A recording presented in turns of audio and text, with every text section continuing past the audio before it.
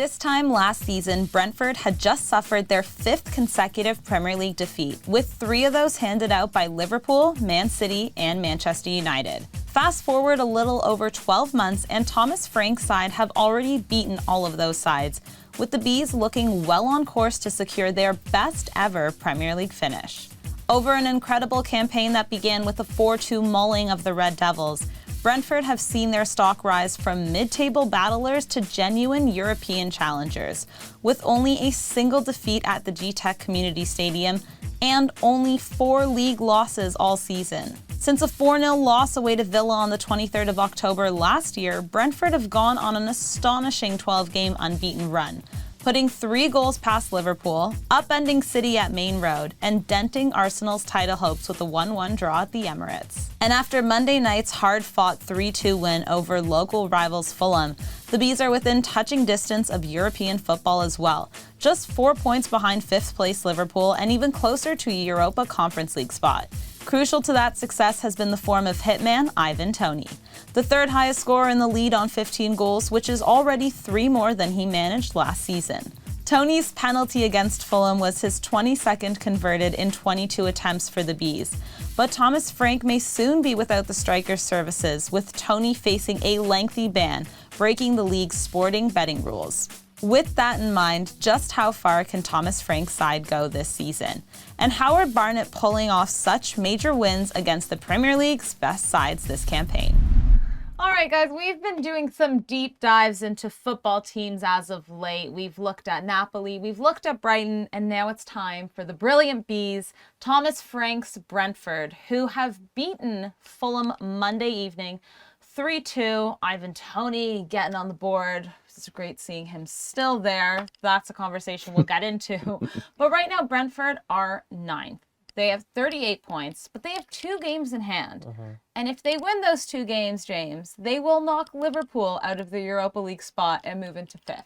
Now, this is all potential. We don't actually know if this is going to happen. But how exciting have Brentford been after these last 2 seasons, seemingly only to get better and better? I love Brentford, and I love Thomas Frank. I do. You know, they've been a breath of fresh air to a league that needed something different. And the way they go about their business is just very, very different. They're a team that, once they were bought by a dot-com billionaire, essentially, who was really into analytics and numbers, they changed the way they did everything, including they cancelled, they did away with their academy. 2016. Yeah. And they went to this B-team model. Basically, they thought, listen, all these great players being released by the big clubs from their academies, in there somewhere, there's someone pretty good. It's totally Moneyball 2.0 this. And they found some good buys, right? Some really good players. And they buy them cheap, develop them, and sell them. And it's been a great success story. Now, we'll get to it. It's going to change very, very soon because new rules in the Premier League and, of course, UEFA. If they get to those Europa League spots, they need an academy. But what a refreshing change of ways to look at how to build a football team rather than the tried and tested. I think they've been a completely brilliant story so far, and I hope they stay in the Prem for a long time. Yeah, and more specifically to that is their philosophy, and that is that they went after players that teams overlooked because they weren't as tactically sound. They went for players who were physically dominant, who athletically were there, that they can mold into something, because that's what Premier League style of football demanded. So they really zeroed in on, like you mentioned, players at top clubs who didn't get a sniff and didn't get a chance, but yet they believed could turn into something. And they didn't have the money and the resources to compete with other big clubs, because what would happen is Brentford would start developing all these young kids, and you'd see the bigger teams just come and poach these young kids because they could pay them a lot more, and Brentford couldn't keep up with that. But that was Brentford of old, right? That was Brentford back when they were struggling financially. No longer is that the case, because now they're, as you mentioned, they're doing really well in the Premier League, back-to-back seasons. I think we can call it a good season under Thomas Frank. And now we're going to start to see Brentford turn into what they think is going to be their future, which is bringing back that academy and hopefully being able to compete with some of the best teams in the world. Yeah, you look at someone like Ollie Watkins, who they procured from the lower leagues and sold to Villa for a lot of money. And there's a buy-on clause there as well, even more money if he ever gets sold from Aston Villa. And then they reinvest the money with the Premier League money with the Ben Mees of the world. right? Who was a free transfer. We love. He's been great this So year, right? good. No, it's so David great. Raya in goal has been Yeah. outstanding this year, right? Such good players. Rico Henry.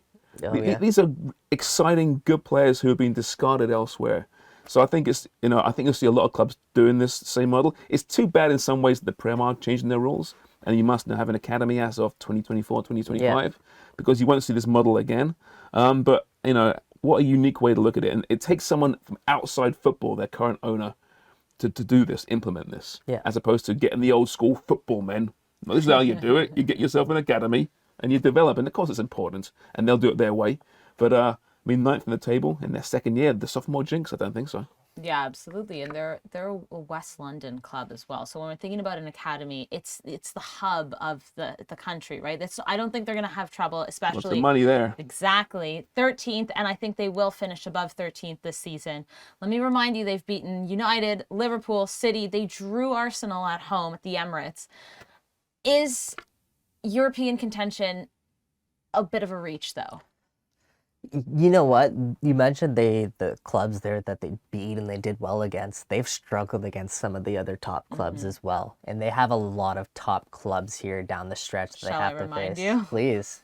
Brighton away, United away, Newcastle at home, Chelsea away, Liverpool away, Spurs away, and then the last game of the season, City at home. Wow. I'd argue to say it's one of the toughest schedules left in the Prem. But they fear no one. They're 11, 12 unbeaten? Yeah. 12 unbeaten 12 right unbeaten now. Fulham on Monday night, yeah. Yeah. And that's the thing too about this team is the style of play that Thomas Frank has come in and instilled in his 4-3-3 is the direct football that we've grown to love about Brentford. Thomas Frank has done such a good job of getting the best out of his players, and the style of football that you played, I think you used the word refreshing. I totally agree. It's so refreshing seeing them. You see guys like Mbeumo on the wing who, when he gets a step on his defender, he's direct, he's with purpose.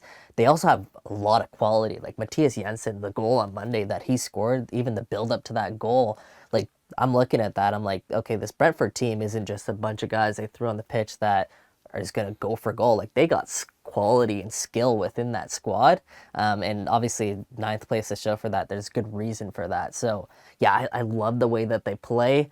They're going to be fearless, as you mentioned, against top opposition. It is a big hill to climb. And I think it might be almost too early for them, right? They're making progress. They'll get their academy. They'll build. And the teams competing for those European spots now. Liverpool, Newcastle, Spurs, Fulham, promotion club. That's not maybe the most difficult opponent. Brighton, of course, right? There's some good teams in there who are maybe a little bit further along the development curve. You mentioned Ivan Toney, though, 14 goals this year. I remember a video 2 years ago now when he first got promoted. He was being interviewed by a fan on his phone outside the ground from his car. And he goes, so where do you play? And he goes, nowhere exciting. And he got hammered for it, right? And at the time, it wasn't that exciting. Oh, well, Brentford. Fast forward to 2023, it's pretty exciting to be at Brentford. Now, whether Ivan Toney is there to finish the season, we can debate that. But well, that's also another thing, that if Ivan Toney does face this ban, how much of a hit is that for Brentford? I mean, with 14 goals, like that's going to be difficult for the whole team to kind of gather and say, okay, well, who's going to be the one to put it in the back of the net now? It's massive. He's their most important player. Yeah. I know he scores the goals. It's easy to say that, but you watch the way this Brentford team, he is their leader in so many different ways, and it's a hole they're not going to be able to, I think, just to simply replace. I know they have some quality that around Ivan Toney, but to get the best version of Brentford, they need Ivan Toney. He's been. If you were going to give out like a most valuable player in the Premier League this season, like you have to think Ivan Toney's up there. I think last year as well. Yeah. Actually, it's been that good. Thomas Frank should also get votes for Manager of the Year.